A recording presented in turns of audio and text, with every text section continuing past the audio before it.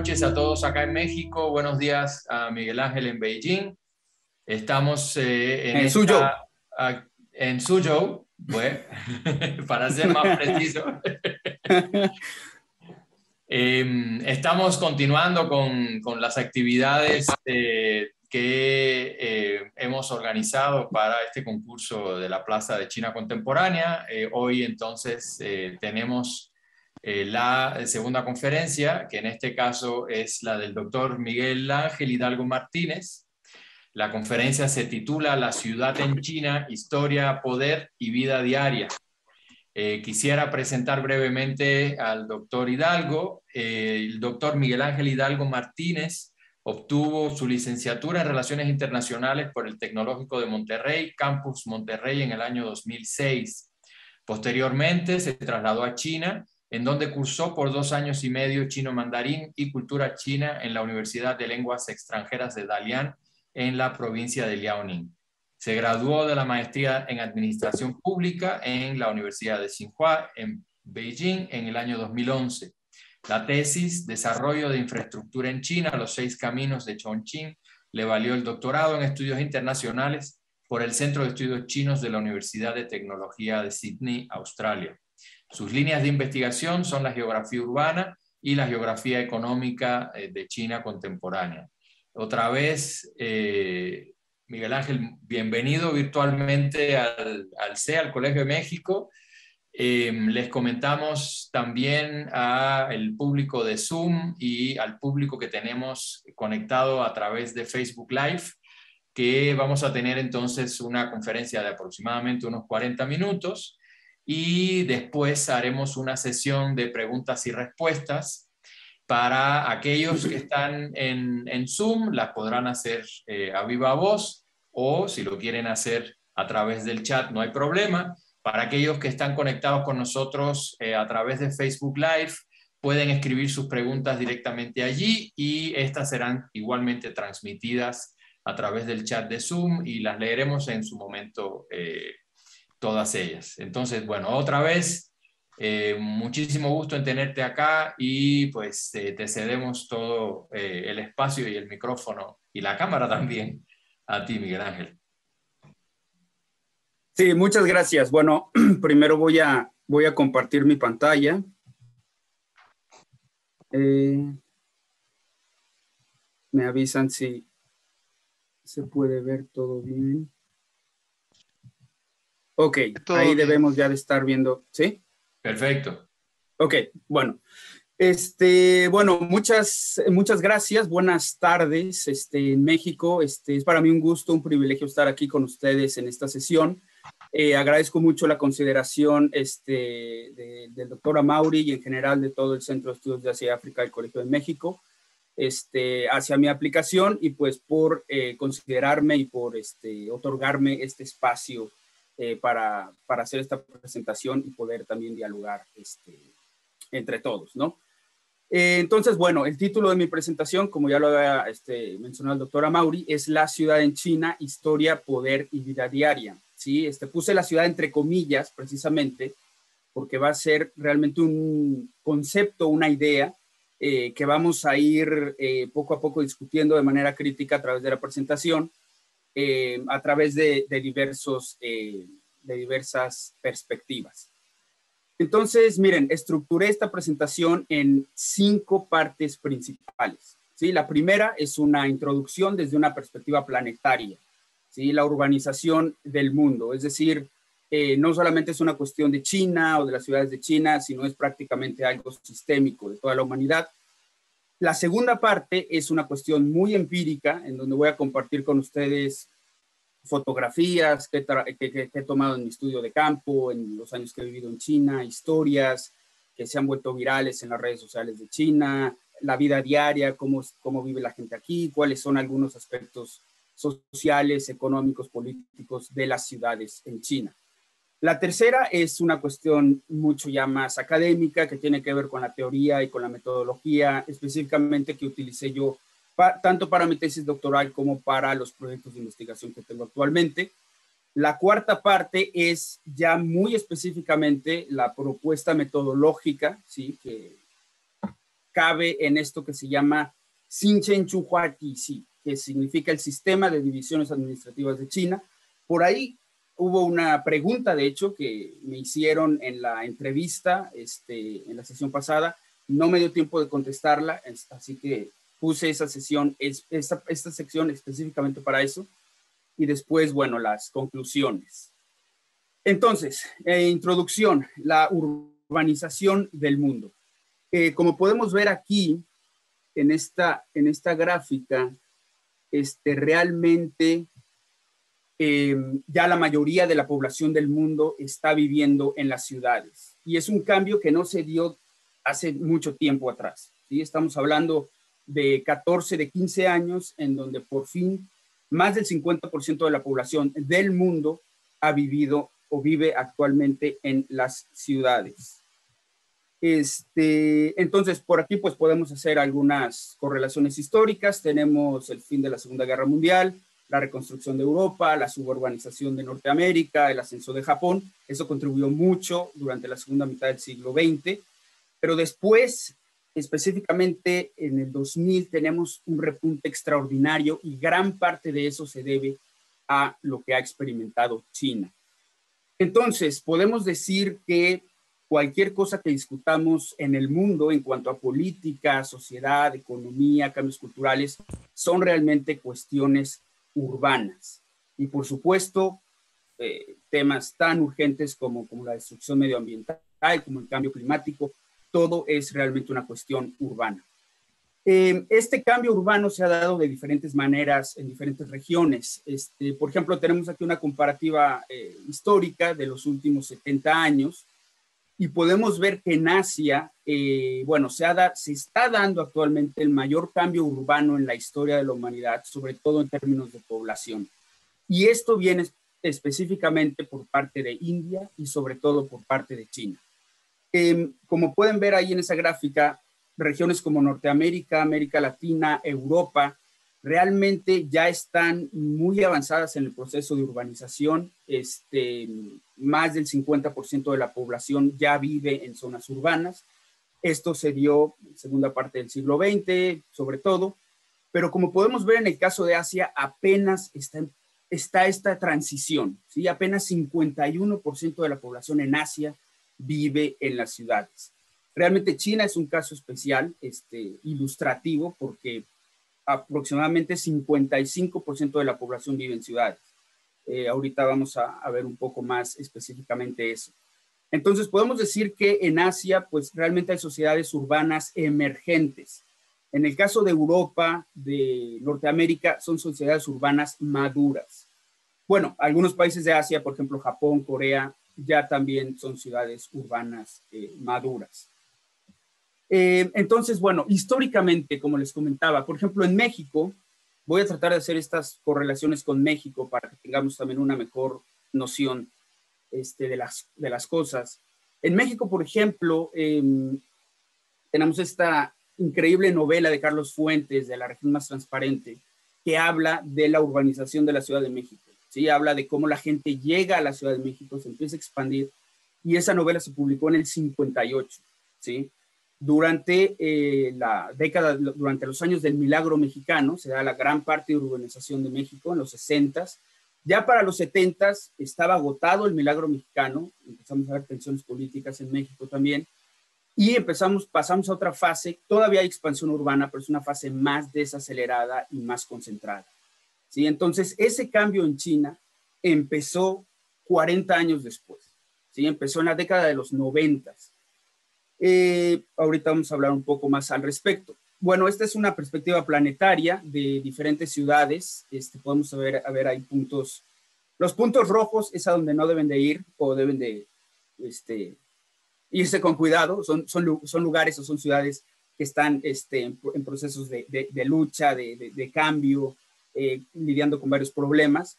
Pero fíjense en los puntos anaranjados, ¿sí? Que son ciudades emergentes, centros urbanos emergentes.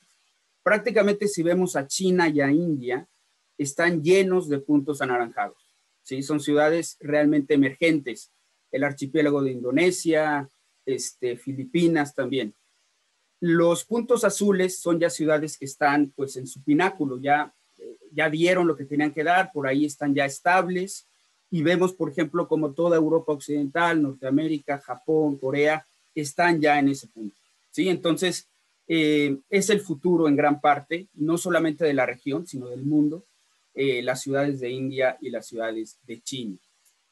Bueno, esta es una tabla del del Foro Económico Mundial, que nos comenta sobre las 10 ciudades que van a contribuir más para el Producto Interno Bruto del mundo en el año 2030.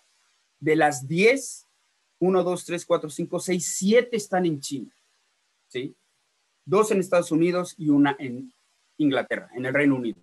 Ahora, como pueden ver, no son ciudades, o sea, son ciudades-región, lo que se llama ciudades-región. Por ejemplo, New York, New Jersey, ¿sí? Los Ángeles, Long Beach, Anaheim, ¿sí? Son ciudades-región. En el caso de China, no, son ciudades específicas. Y ahí empezamos con la problemática, ¿sí? Ahí empezamos a preguntarnos qué significa realmente una ciudad en China. Entonces, bueno, Shanghai, Tianjin, Beijing están en el top 5.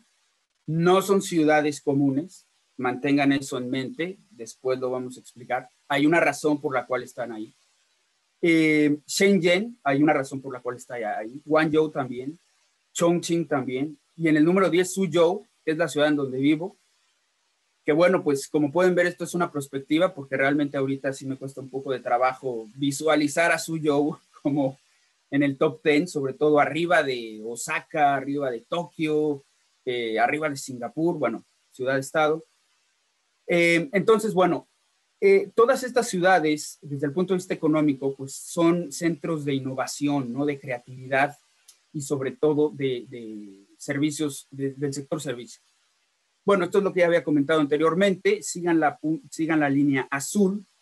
China actualmente, bueno, en el 2015, aproximadamente 55-56% de la población de China vive en ciudades. Esta gráfica también hay que leerla con cuidado. Después vamos a ver por qué. Y es sobre todo por el fenómeno de la migración interna de China. Pero como podemos ver, comparado con Alemania, con Reino Unido, con Japón, incluso con economías en desarrollo como Brasil, pues China todavía está muy abajo en el proceso de cambio urbano.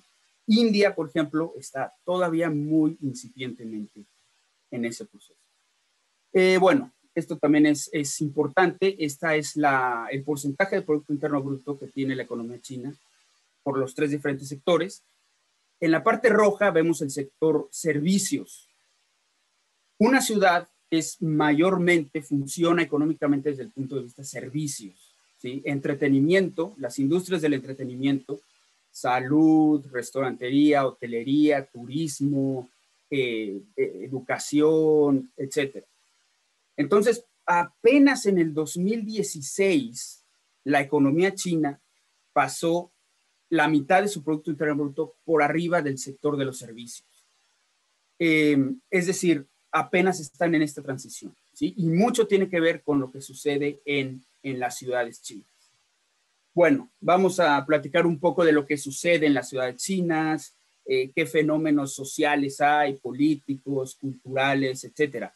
Muchos de estos fenómenos son particulares de China desde el punto de vista de la escala, la dimensión y el tiempo, ¿sí? No significa que solamente en este lugar han pasado, pero en esas variables sí que lo son. Entonces, bueno, ahí tenemos una foto en Suzhou, ¿sí? Edificios en construcción, obra negra. Una vez le preguntaron igual a Carlos Fuentes cuáles son los sonidos de México. Yo creo que si me preguntan cuáles son los sonidos de China actualmente, son los sonidos de la maquinaria de construcción, ¿sí? Porque son realmente, si ustedes están en China, esos sonidos los van a acompañar a cualquier lado que vayan. Diario van a escuchar una grúa, una maquinaria pesada demoliendo pavimento, trabajadores de la construcción, siempre está esto presente. Bueno, históricamente, las ciudades en China en sí realmente, desde tiempos dinásticos, han sido sobre todo centros de intercambio de mercancía y de asentamiento político. Es decir, las élites burocráticas, los mandarines, se asentaban, ¿no?, en las ciudades chinas. En la literatura esto no se conoce como ciudad, se conoce como marketing town, ¿sí?, los pueblos de mercado. Por ejemplo, es el antiguo Chongqing, como es representado en la galería urbana de Chongqing. Y una característica de estos asentamientos eran las murallas, ¿sí? Esta es una maqueta también del antiguo Chongqing. Entonces, aquí podemos ver una muralla muy similar a las ciudades europeas. Realmente era contenido el crecimiento urbano, por decirlo así. Y las murallas tenían diferentes puertas. Muchas estaban cerradas o eran abiertas por razones específicas. Hay muchas ciudades que le han dado restauración con fines de turismo a sus antiguas murallas. Por ejemplo, aquí tenemos el caso de Xi'an. Es una ciudad histórica de China, preciosa. Las murallas están muy bien conservadas, incluso se puede andar en bicicleta alrededor, muy bonito. Entonces, no había crecimiento urbano como tal, ¿sí? La urbanización o la expansión de las ciudades está directamente relacionada con procesos económicos de industrialización. Es decir, por ejemplo, la revolución industrial en Europa a finales del siglo XVIII, siglo XIX, realmente fuese el inicio de las ciudades como las conocemos actualmente. En China, por ejemplo, había una economía muy fuerte, con mucha creatividad, mucha invención, pero nunca se dio el proceso de industrialización que llevara a la urbanización, ¿sí? Aquí en el CEA del Colegio de México hay varios colegas que dan razones históricas en análisis muy bien estructurados. Pero bueno, yo podría mencionar Mark Elvin, ¿no?, la trampa del alto equilibrio, por la cual explica por qué China nunca tuvo un crecimiento urbano a pesar de tener tantos recursos y tanta producción. Bueno, después damos un salto muy grande, por razones de tiempo, al periodo socialista, que va del 49 al 76. En este tiempo, las ciudades son, bueno, centros de cultura burguesa, ¿sí?, que no deben de expandirse. Incluso en el manual de guerrilla maoísta tenían una estrategia que se llamaba las aldeas rodeando a las ciudades, ¿sí?, que era el medio por el cual estratégicamente se iban a apoderar del control territorial de las ciudades, que tenían las sedes políticas, etc. Entonces, las ciudades en ese tiempo, en esas décadas del periodo socialista, son centros de industrialización, mayoritariamente ocupadas por Danwei, que significa unidad de trabajo, y acotadas, divididas de todo el demás espacio rural. En el 49, 89% de la población de China vivía en el campo, ¿sí? Solamente un 10-11% vivía en las ciudades. Evidentemente, la gente del campo iba a migrar a la ciudad en busca de oportunidades, servicios, etc. Entonces, lo primero que hace el gobierno socialista es decir, no pueden migrar a las ciudades, y uno de los controles que va a establecer es el Hukou, ¿sí?, el registro de población. Bueno, este es un mapa de la ciudad maoísta. Fíjense en las líneas en diagonal, que son los Danwei, ¿sí?, las unidades de trabajo. Estas unidades de trabajo son fábricas que incluyen dormitorios, servicios para los trabajadores. La mayoría estaban en la industria pesada, procesamiento del acero, recursos naturales, etc. Este mapa es importante, después vamos a regresar a él y ver cómo ha cambiado. Entonces, bueno, llegamos a la reforma económica, empieza la apertura a finales de los 70, principios de los 80, y las ciudades empiezan a expandirse, ¿sí? Por primera vez en la historia de China empieza realmente una expansión urbana. Estamos hablando de los 80, ¿sí? Las zonas económicas especiales van a ser el primer núcleo en donde se va a dar este cambio social, económico. Ahora, vamos a verlas desde otro punto de vista. Bueno, aquí tenemos una perspectiva histórica, ¿sí? La idea de las zonas son inseparables de la experiencia asiática del desarrollo regional de otras economías como Hong Kong, Corea del Sur, Taiwán, en los 60s. Estos países, estas regiones, pusieron lo que se llamaban las zonas de procesamiento de exportaciones. Entonces, cuando China se abre, parece que importan ese modelo de la zona, pero realmente no es así, ¿sí? Después vamos a ver por qué. Bueno, ahí tenemos fotos Esto es ni más ni menos que Hong Kong en los 60s, ¿sí? La maquila, las industrias ligeras, la industria del zapato, la industria textil, en estas zonas de procesamiento de exportación. Entonces, lo primero que se da también, una vez más, continuando con esto, es la migración. O sea, la gente evidentemente ve en las ciudades esa oportunidad, ¿no? Para tener mejores servicios, etc. Es un discurso aspiracionista, ¿sí? Es muy ideológico.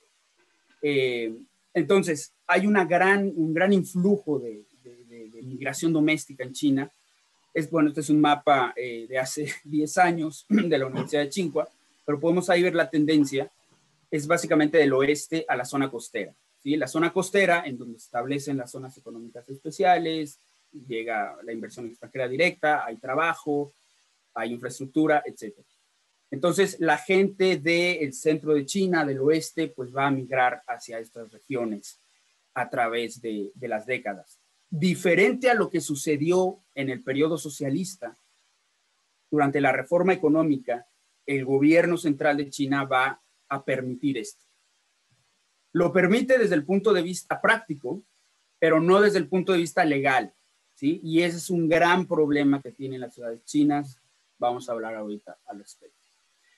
Entonces, bueno, este proceso de llegada de inversiones, migración, cambios sociales, lo único que hace es cambiar históricamente la manera en la que China había sido durante miles de años, ¿sí? Una sociedad agraria. Empezamos a tener los 3 problemas del campo, ¿sí? Que en China se denominan Sangui, los tres campos. El problema de la aldea, el problema de la agricultura y el problema del campesino, ¿sí? La gente se va, migra, deja sus aldeas y la producción agrícola baja automáticamente. Como pueden ver, esto es un problema que hemos tenido en México, bueno, por la migración, que en nuestro caso es transfronteriza, ¿sí? En el caso de China es transjurisdiccional, pero interno. Entonces, empezamos estos tres problemas que realmente es uno de los grandes problemas que tiene que enfrentar China. China actualmente importa comida. Eso nunca había pasado en la historia. Importa arroz. Entonces, se va a empezar a dar un fenómeno que se conoce como urbanización incompleta, por medio del cual toda esta gente que empieza a migrar a las zonas económicas especiales, a las 14 ciudades que después abre China en la costa, esta gente, el gobierno central, está bien, o sea, no se va a meter con ellos, los permite migrar, pero cuando llegan a estas ciudades no les otorga la ciudadanía o la residencia de estos lugares, por medio del cual pueden tener acceso a servicios públicos, ¿sí? Educación, sanidad, etc. Es decir, hay más gente viviendo en la ciudad de la que está contabilizada en los censos, ¿sí? Entonces, problematizamos la gráfica de al inicio.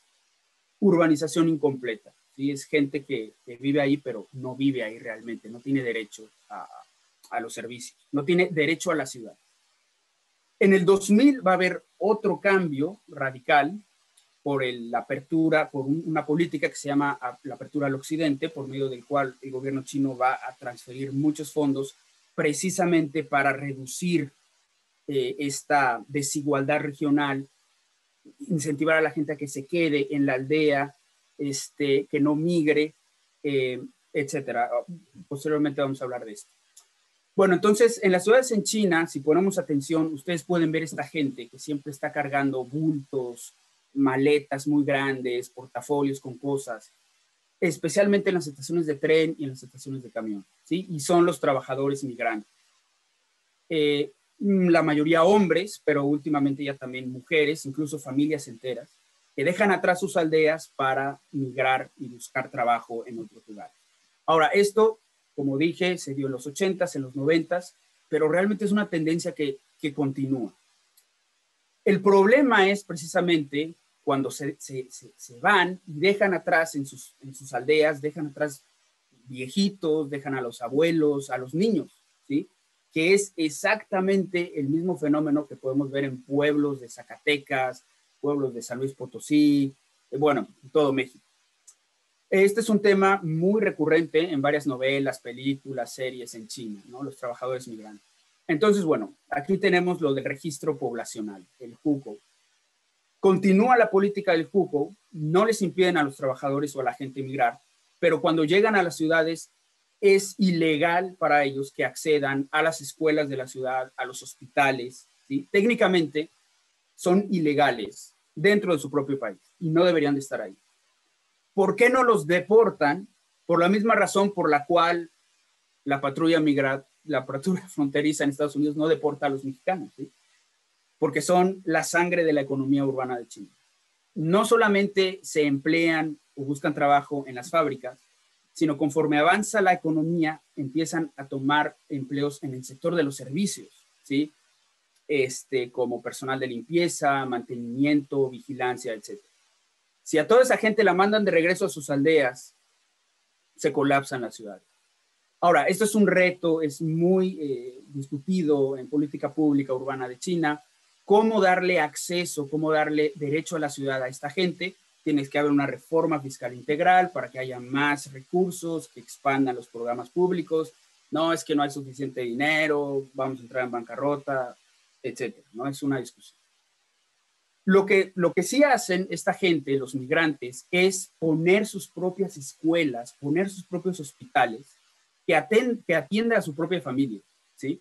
Estas fotos son de una escuela para niños de trabajadores migrantes, ¿sí? O sea, niños que viajan con ellos, con sus familias, y no pueden entrar a estudiar a ninguna escuela local porque no tienen su registro poblacional de ahí.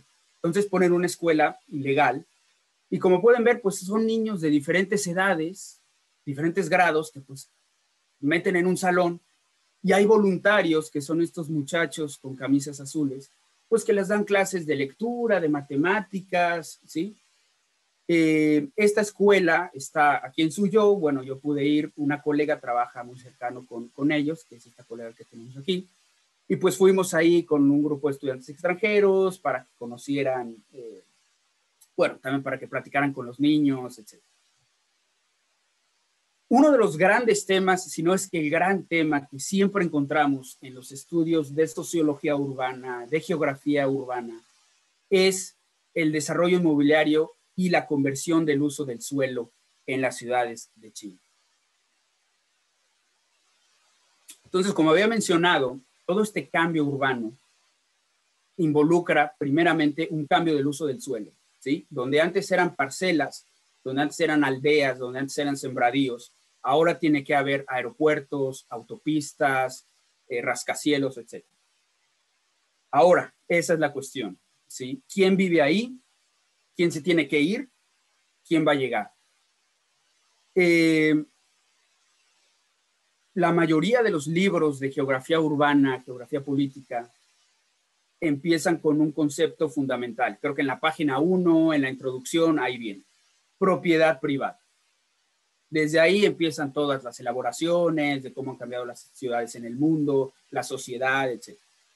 Entonces, en China no tenemos una propiedad privada como tal, ¿sí? Hay concesiones del uso del suelo. La única propiedad privada que existe en China es la propiedad agraria. Y esto es un legado del periodo socialista. Se hizo una reforma verde en donde se le dio a los campesinos el derecho de uso de la tierra, la propiedad de la tierra. Cuando las ciudades avanzan, la tierra urbana, ¿sí?, no es de la gente de las ciudades, ¿sí? La gente solo tiene concesiones para vivir, para trabajar ahí. La propiedad es del Estado. Entonces, como pueden ver, aquí hay un gran conflicto entre la propiedad del Estado y la propiedad rural de los campesinos. Tenemos ahí varios casos que se han vuelto virales en las redes sociales chinas, precisamente de campesinos, de gente que es atrapada por esta expansión y pues simplemente se resiste a claudicar, ¿no? A dar sus derechos de propiedad de la tierra. Ahora, esto es muy especial. Generalmente, la historia de las ciudades es al revés. La gente va a la ciudad, ¿sí? Y cuando la gente va, la ciudad crece. En China no. En China, la ciudad va a la gente, ¿sí? La expansión es tan rápida que esta gente del campo, ya cuando acuerda, tiene la ciudad enfrente los rascacielos, la línea de rascacielos, el transporte, y está a punto de ser absorbida. ¿Sí? Es realmente al revés. Después vamos a ver por qué y cuáles son las contradicciones que eso implica. Entonces, bueno, por ejemplo, este señor, pues, pero vean cómo, o sea, la carretera sigue, ¿no? Este es un edificio que construyó, pues, la aldea, ¿sí? Como pueden ver, bueno, pues es un edificio urbano prácticamente. Pasa la autopista, pero el señor, pues, no se quiere ir, y precisamente lo que tiene en la mano son sus derechos, no de concesión ni de uso, sino de propiedad sobre ese suelo, ¿sí? Hay litigios, hay muchas formas en las que se resuelven estos conflictos, que no son únicos de China. Por ejemplo, uno de los más comunes que tuvimos en México fue el asunto de los campesinos de San Salvador Atenco en el aeropuerto de Texcoco, ¿sí? Estamos hablando de que en China pasan ese tipo de cosas diario a escala de millones, ¿sí? Bueno, incluso la revista Time empezó a tener un zoom sobre esta problemática. Ahí publicaron a principios del 2000 esta portada, La ira rural de China. En los 90s empieza, lo que empezó con las zonas económicas pequeñas, se expande durante los 80s y los 90s. Todos los líderes locales de los condados, de las otras localidades, ven el éxito que tuvo y dijeron, vamos a hacer lo mismo. Empiezan a expandir, a convertir el uso del suelo, a desplazar a los campesinos para aplanar la tierra y tratar de atraer inversiones. A finales de los 90s, los bienes raíces se convierten en la principal fuerza económica de China, ¿sí? No la manufactura, no la exportación, los bienes raíces, desde los 90. Entonces, desde finales de los 90, principios del 2000, empieza a aumentar todo este tipo de disturbios por todos los campesinos que han sido desplazados, múltiplemente estudiados por varios académicos, O'Brien, Lee, sociólogos urbanos. Entonces, en esas décadas, realmente estos colegas que hacen trabajo de sociología urbana dijeron, esto no va a aguantar. Aquí empezamos ya a ver el colapso de China, esto se va a acabar. Como pueden ver, pues no pasó nada, ¿sí? No se acabó, en gran parte por la manera en la que el gobierno chino solucionó estos problemas, que es todo un tema en sí. Entonces, a partir del 2010, la gente que estudia sociología urbana, sociología política, empieza a ver otras gentes, ¿no? Dicen, no, los campesinos no van a ser el factor del cambio de China, no. Mejor volteamos a ver a otra gente que puede ahí, por ejemplo, tener algo de conciencia social, etc. Bueno, este es un mapa de dos geógrafos, Lin y Ho, que han trabajado mucho estos temas. Entonces, bueno, muy complejo. Solamente remarcar aquí la línea divisoria que había comentado. La tierra urbana, propiedad del Estado, y la tierra rural, propiedad de las comunidades, ¿sí? Esa línea. Entonces, cuando se cambia esa línea, cambia el derecho de propiedad de la tierra, ¿sí? Y su derecho de uso. Conforme más avanza la ciudad, más avanza la propiedad del Estado y más se reduce la propiedad comunal de la gente. Varios temas, varios ejemplos que se han vuelto virales en las redes sociales chinas. Esto es en Shandong, en la ciudad de Yantai. Aquí, pues, este es un pequeño comercio de logística. No, pues vamos a hacer aquí alrededor, la mayoría son desarrollos comerciales, complejos habitacionales. No, pues yo no me muevo, tengo el derecho de uso de esta tierra, etcétera, etcétera. No te mueves, bueno, no importa, empezamos a hacer el proyecto y pues queda como un pilar, ¿sí? Queda como un clavo en medio de toda la zona de la construcción. Incluso pusieron aquí una escalera, vean, para subir y bajar, ¿no? Estos vehículos pues ya no se pueden mover. El caso del señor que vimos al principio, pues aquí podemos ver que el señor no sobrevivió. Bueno, el edificio no sobrevivió. El señor, quién sabe. Entonces, bueno, se hacen virales, ¿no? Estos casos precisamente porque son enclaves rodeados, como pueden ver, de infraestructura del transporte, infraestructura de la vivienda, etc. Y si pueden ver la analogía, estos ejemplos en chino son denominados tins, clavo, ¿sí? El hogar clavo.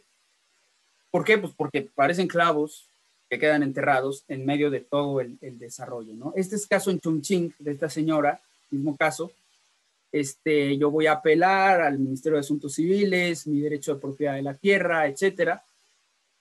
Igual que el señor, bueno, no fructificó, eventualmente llegó el equipo de demolición y pues destruyó su propiedad. Hay otros más extremos. Por ejemplo, aquí hasta pusieron en el techo SOS. Y aquí estos caracteres a veces los ponen, son como peticiones, ¿no? Para el público, incluso para la gente, apoyo, ayúdenme, me quieren quitar de aquí, me quieren mover, van a reubicarme en otro lado porque hay programas de reubicación, no quiero ir o me ofrecen muy poco, etcétera, etcétera. Pero en varias ocasiones, bueno, pues realmente todo lo demás se construye y ahí quedan esas casas de adobe, pequeñas, con techo de lámina, incluso algunas como clavos, ¿no?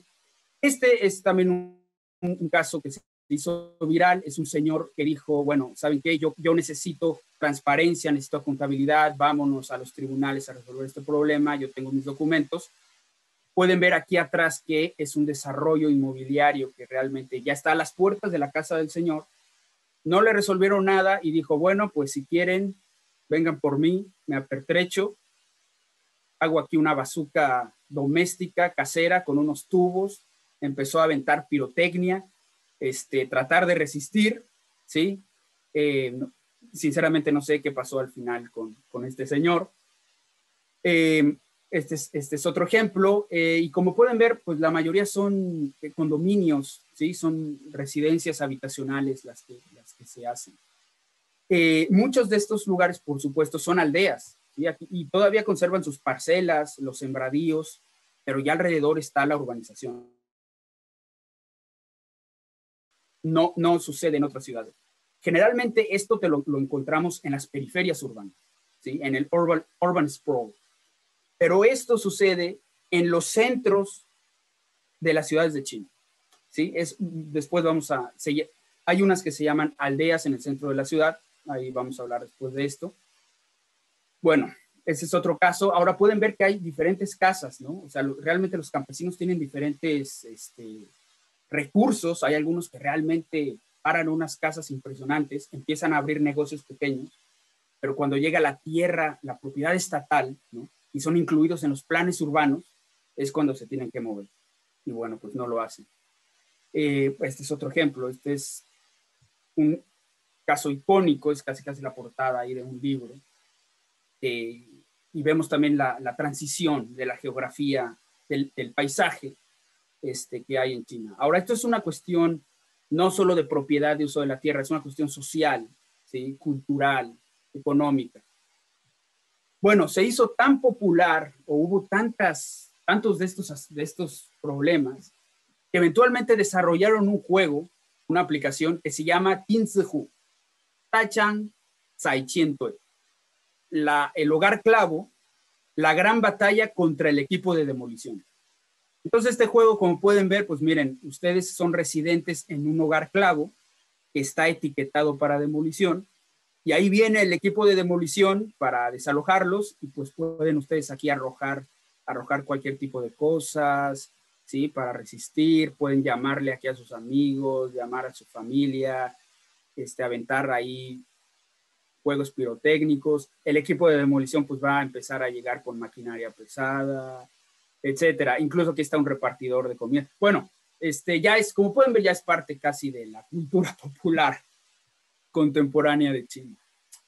Vamos de regreso a este mapa. Las líneas diagonales, ¿recuerdan? Las líneas diagonales son las fábricas del periodo socialista. Son empresas del Estado del periodo socialista. Cuando tenemos este cambio urbano y empieza esta expansión, vean ahí los círculos o los óvalos, son nuevos desarrollos comerciales.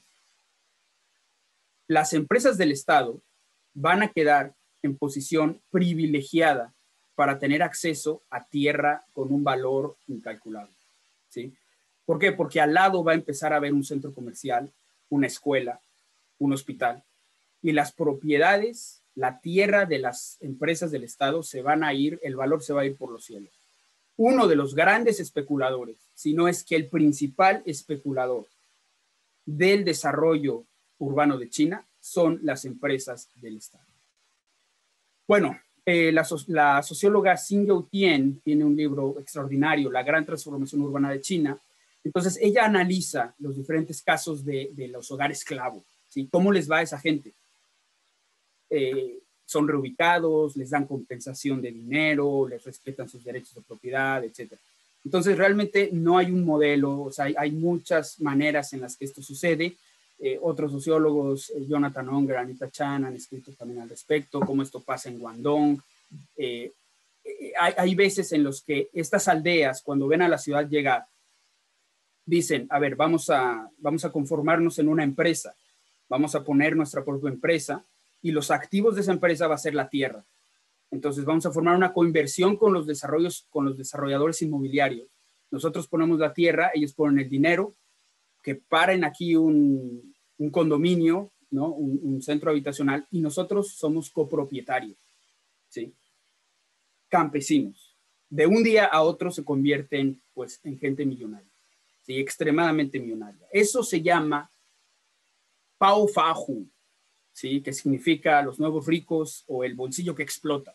Y es de un día para otro hay mucha gente rica, y gran parte de esos casos son campesinos terratenientes, se vuelven realmente terratenientes.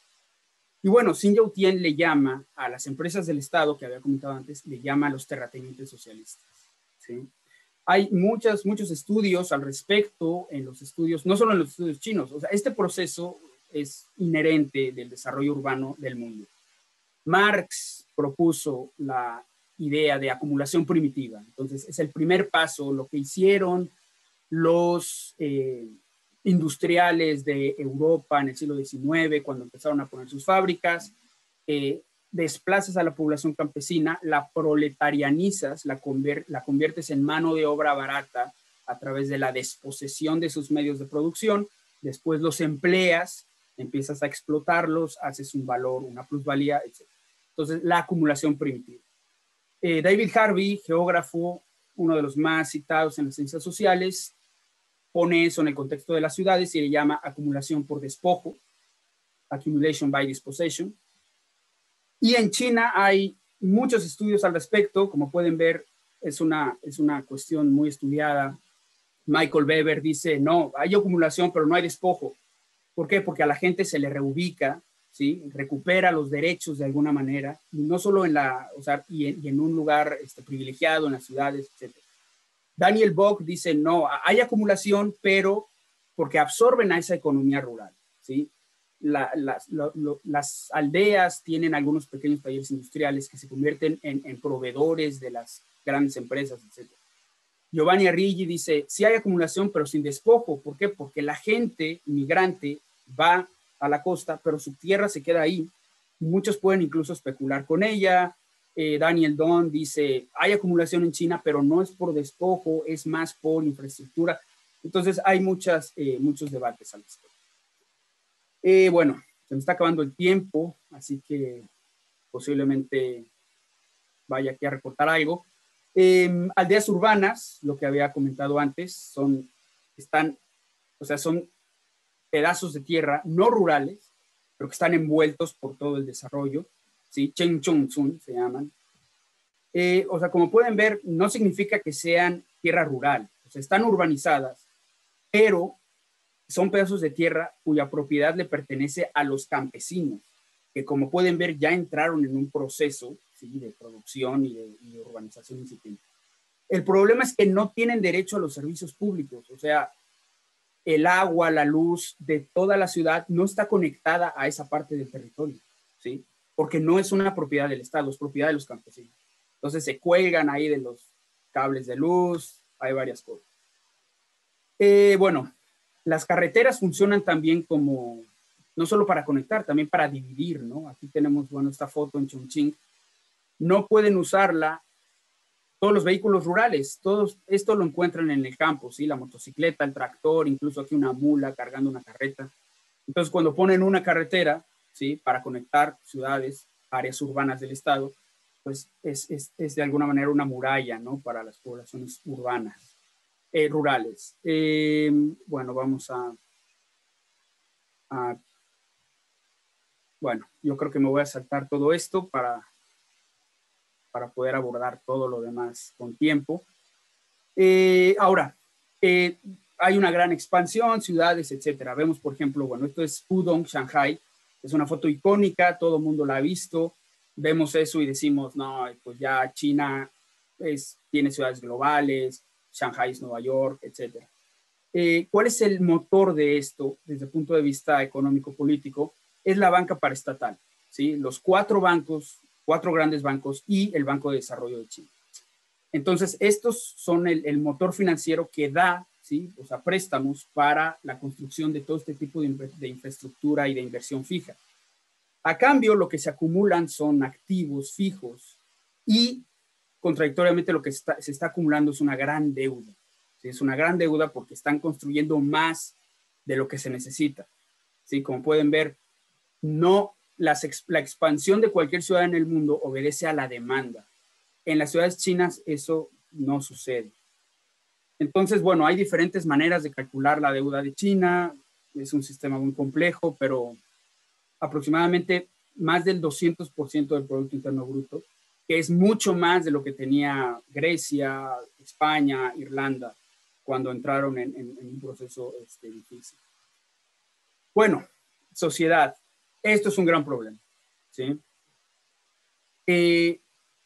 Por lo acelerado que cambió China, ahorita realmente están lidiando con problemas de sociedades urbanas tardías, cuando apenas están arriba del 50% del proceso de urbanización. Uno de esos asuntos o de esos problemas es la contracción poblacional, ¿sí? Todas las ciudades urbanas maduras realmente experimentan una contracción de la población. Europa Occidental, Norteamérica, Japón. China ya está experimentando eso, ¿sí? Como pueden ver, no hay suficientes niños en el futuro para que se puedan hacer cargo de la franja de población económicamente activa. ¿Qué quiere decir? Va a haber muchos ancianos en el futuro y muy poca gente que trabaje para proveer servicios a esa población. ¿Qué es lo que está pasando en Japón? Es lo que está pasando en varios países de Europa, ¿sí? Ya están en esta etapa. Bueno, la generación millennial de China, ¿sí? El síndrome del pequeño emperador. Por la política de un solo hijo, hay muchos que crecen, ¿sí? Siendo únicos hijos, hijas, pues todo está alrededor de ellos, son consentidos, etcétera. No pueden hacer, bueno, en fin, esto es todo un tema, pero actualmente no están casándose, no están teniendo familia, no les interesa, ¿sí? Quiero una vida tranquila, sin sillas, sin costos. El gobierno chino ahora les permite tener 2 hijos, 3 hijos, pero no lo va a solucionar. En gran parte porque es muy caro tener hijos, ¿sí? Entonces, puedes darme permiso de tener 20 hijos, pero mientras no me ayudes, o sea, digo, si los mantiene el Estado, yo tengo 50, pero si yo los tengo que mantener, estamos hablando de otra cosa. Bueno, el consumo también ha crecido, diferentes subjetividades en las ciudades chinas, etcétera.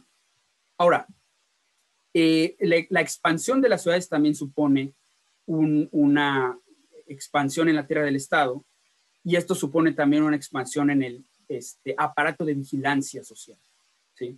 Como podemos ver en esa gráfica, desde el 2010, la policía tiene más presupuesto que el ejército. Hay más dinero para la seguridad doméstica que para la seguridad externa. Entonces, sí, realmente China no está muy preocupada, es que la India, Estados Unidos nos va a atacar y va a haber una guerra. Yo creo que están más preocupados por lo que está sucediendo adentro. Cámaras de vigilancia, circuitos cerrados, medios tecnológicos para la policía, todo eso se está yendo más por seguridad doméstica que externa.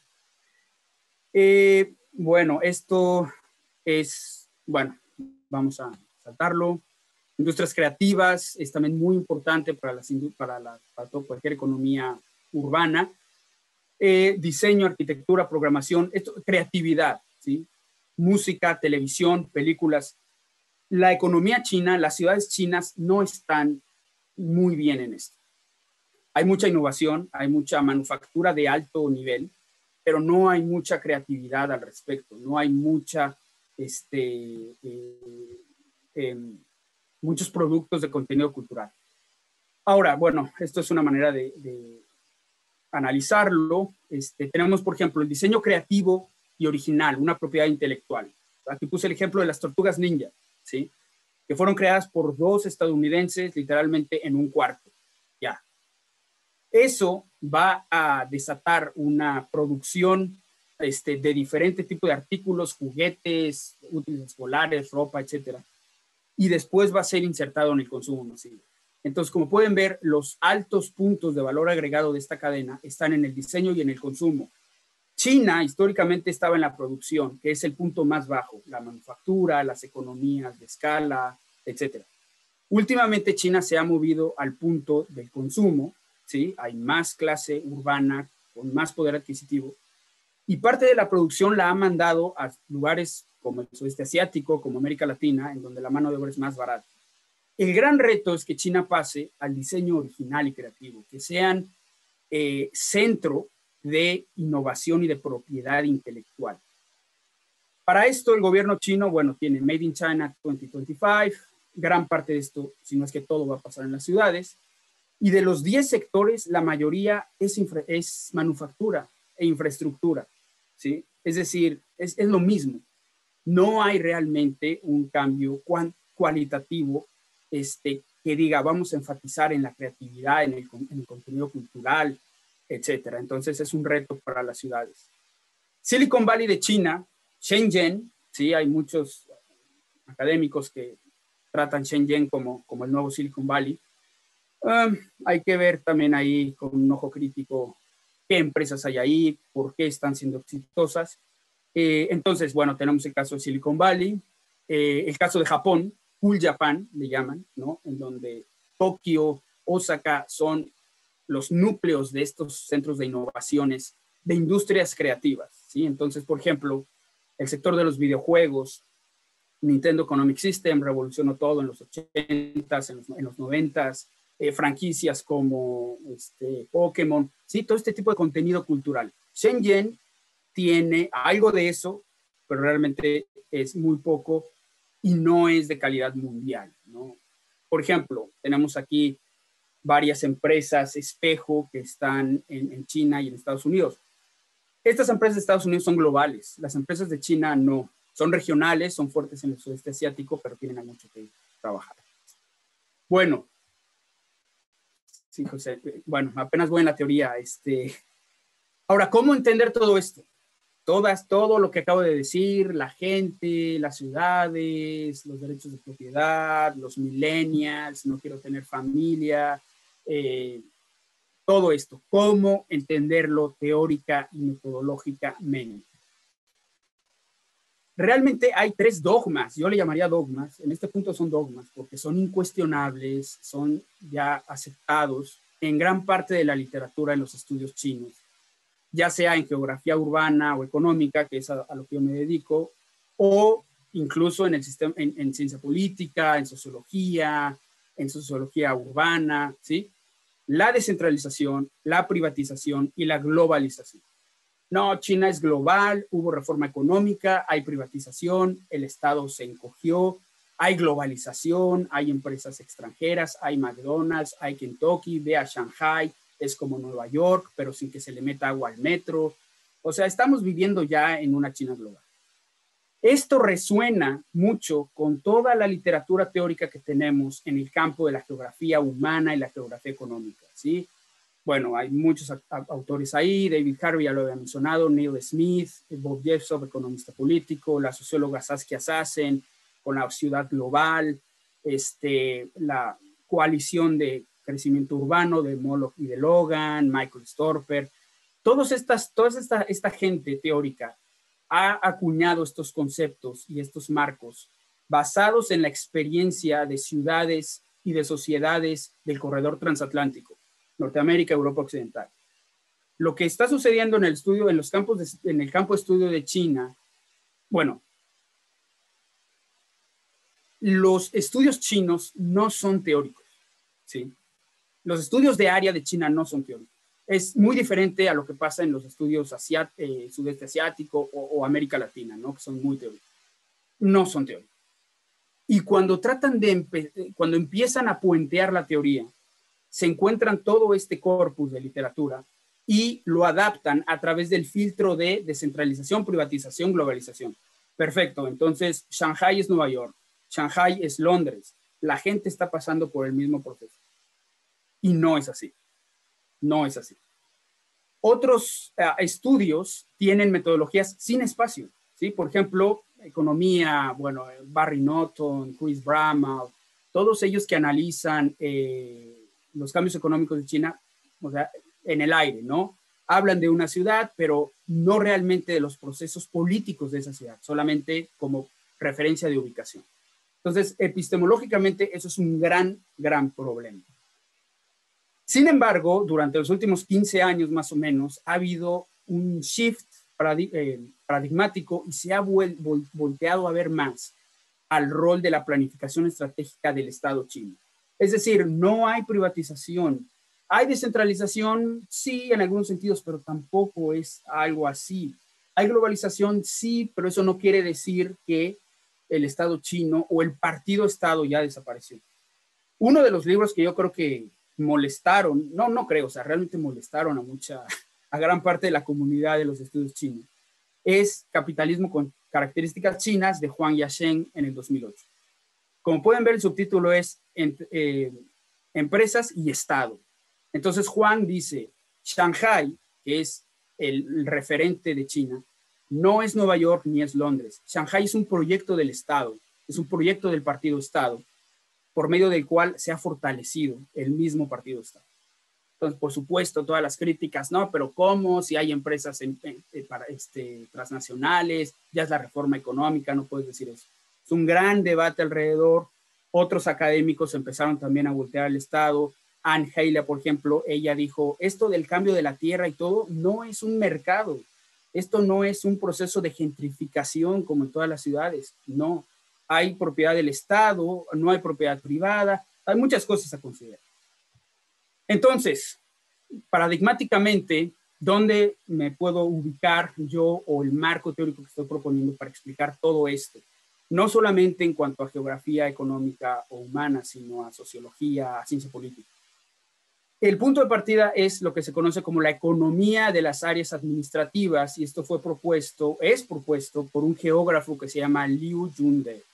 Y aquí lo tenemos en esta foto. Bueno, mi cámara es borrosa, pero bueno, él está en Shanghai Shifan Dasu, en la Universidad Normal de Shanghai. Él tiene un centro de investigación de lo que se conoce como las áreas administrativas de China. Entonces, lo que él estudia principalmente es la geografía política de China, es decir, cómo cambia el mapa interno de China. Las provincias, como en cualquier país, están divididas en más sectores y en más territorios. Todo eso cambia y eso influye en todo, ¿sí? En la vida de la gente, en el presupuesto público, en las inversiones, en la cultura. Entonces, hay varios colegas que bueno, de hecho fueron a entrevistar a Liu Junde, algunos, Chung y Lam, son dos colegas de Corea del Sur. Ellos publicaron en el 2004 un paper sobre economías administrativas con entrevistas a Liu Junde. Después otros colegas, Ma Chien, Richard Donaldson, han traído este tema de lo importante que es ver las divisiones territoriales de China. Ahora, el problema o la cuestión es que tratan ese tema como un tema aparte, ¿sí? Sí, es que las divisiones administrativas se categorizan en estos diferentes elementos, así es, ya. Lo que estamos proponiendo nosotros, lo que yo hice en mi tesis doctoral, las investigaciones que tengo, es tratar ese tema no como un tema en sí, sino como una propuesta metodológica que establezca relaciones de causalidad. Es, en este sentido, transdisciplinaria y comparativa. Esto, bueno, viene propuesto por mi supervisora de tesis y otros colegas que estamos empezando a trabajar al respecto. ahorita voy a explicar un poco más. Quiero preguntar al comité o a los organizadores porque ya me pasé del tiempo y todavía no he terminado, entonces no sé si continúo o... Continúa así, de favor. Ya estamos a una hora, pero sí, yo creo Bueno, importante que continúes esta parte. voy a terminar rápidamente. Entonces, ¿qué son las áreas administrativas? Pues es la división territorial de China. Entonces, en México tenemos federación, estado, municipio. Se acabó. ¿Sí? Por ahí hay, creo que, delegaciones, rancherías. Pero legal y jurisdiccionalmente tenemos federación, estado, municipio. Se acabó. En China es mucho más complicado. O sea, este es un diagrama súper simplificado del mapa de China. Entonces, hay 1, 2, 3, 4 capas principales de poder. Y las aldeas. Las aldeas no son parte del sistema legal de China. ¿Sí? Y ahí entramos a problematizar lo que habíamos visto antes, de cómo esta gente pierde los derechos de la tierra. ¿Sí? No son parte del Estado chino. Y cuando son absorbidas por la mancha urbana, se convierten en parte del Estado. ¿Sí? Entonces, bueno, hay varios tipos de territorios, provincias, regiones autónomas. Yo solamente subrayé, circulé ahí el término ciudad. Ciudad, provincia, ciudad a nivel prefectura, ciudad a nivel condado. La palabra ciudad o el término ciudad en China es un término administrativo, no es un término económico. Nosotros vemos una ciudad tiene edificios, eso es una ciudad. Y el campo, pues es el campo y no es una ciudad. En China, una ciudad puede o no tener edificios. Una ciudad puede tener parcelas, terrenos campesinos, y es una ciudad, porque la ciudad es un término administrativo. Entonces, el sistema de divisiones administrativas, Xinchen Chuhuatisi, podemos verlo como estas muñecas rusas, ¿no? Matrioscas, que se contienen una a la otra. Son nested territorial hierarchies, jerarquías territoriales autocontenidas. El mapa de China, entonces, no es un mapa fijo. ¿Sí? Aquí tenemos, por ejemplo, a nivel nacional, y vean cómo hay algunos territorios que son amarillo claro, amarillo oscuro y otros que son rojos. No son iguales. No son iguales entre sí. ¿Por qué o cómo no son iguales? Ese es el tema de investigación. Y sobre todo, cómo esas diferencias impactan en todo lo demás. ¿Sí? No son iguales desde el punto de vista jurídico-político. Hay proyectos, presupuestos, cosas que pueden hacerse en los lugares en rojo y otros que pueden hacerse en los lugares en amarillo claro o en amarillo oscuro. ¿Sí? Esto no pasa, por ejemplo, en México. Los estados son estados. Digo, salvo la Ciudad de México, pero Querétaro es igual a Quintana Roo, a Campeche, son estados todos. Entonces, el caso de China no. Y sobre todo, adentro de cada uno de estos territorios hay una variedad de cambios y de jerarquías que cambian los límites, cambian las jerarquías. ¿Sí? Eso es lo que proponemos como meta variable o como variable independiente para explicar cualquier fenómeno social, económico que tenga que ver con China. Bueno, entonces ya lo había presentado esto. Bueno, la jerarquía espacial es histórica, no es actual, o sea, es el legado histórico de China. El condado 100 ha sido históricamente el principal núcleo de política geográfica de China a través de la historia. Bueno, esto de las jerarquías territoriales no tiene nada que ver con el mercado, ¿sí? Entonces, en una entrevista realizada a Zhou Zhenghe, el profesor del Instituto de Historia de China y Geografía de la Universidad de Fudan, dijo o remarcó acerca de la relación del Estado y el mercado, que una verdadera economía de mercado no tiene nada que ver con esto, con el mapa. O sea, una verdadera economía de mercado tiene al mercado. El mercado es el que se encarga de los cambios sociales y políticos. En el caso de China, no. Tenemos los cambios territoriales, que son los que se encargan de los cambios sociales y económicos. Eso no es una economía de mercado. Y ahí podemos empezar a problematizar cuánta descentralización hay, cuánta privatización, cuánta globalización. ¿Es lo mismo que Nueva York? ¿Es lo mismo que Tokio? ¿Es lo mismo que Londres? No. Por ejemplo, el número de ciudades en China. ¿En qué país del mundo ustedes pueden decir de un año a otro hubo 70 nuevas ciudades? Es imposible decir eso. En China sucede, una vez más, porque una ciudad es un territorio administrativo, ¿sí?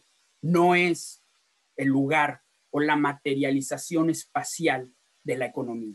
Entonces, por eso tenemos este cambio, porque cada vez hay más de estos, ¿sí? Que son terrenos, territorios que el Estado chino establece.